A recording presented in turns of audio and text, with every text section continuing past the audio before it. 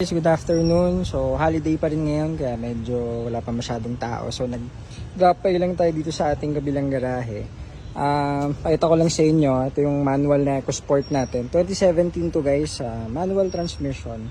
60 plus ata yung tinakbo.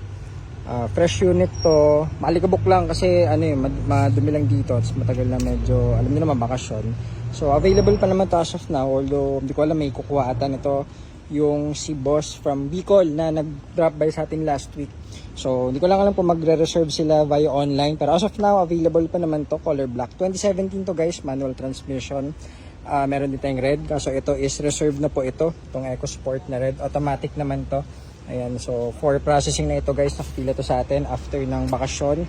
And meron tayong new arrival na Ford Fiesta 2014. So, automatic transmission na to guys. May mga konting decals, ayan, naka-mugs na rin. Actually maganda yung mugs niya. Ayun, pakita ko siya. Ayan.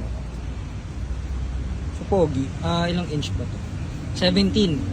So sa mga medyo naghahanap ng, ay, naka side skirts na rin, medyo semi-formado, naka pang S na spoiler, na color black.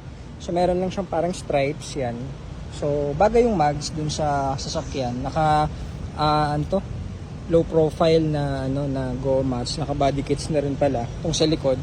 So automatic transmission naman to, 2014. And sa mga interested, meron tayong Hyundai Accent manual, dalawa available natin na ganito, 2019 tsaka 2018, parehas black.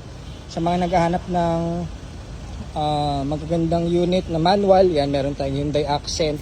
And itong meron din tayong EcoSport na color silver naman. Ito. So, automatic transmission. Ayan. Tapos, ito, 2015 naman na Ford Everest. Ayan, napaka-pogi.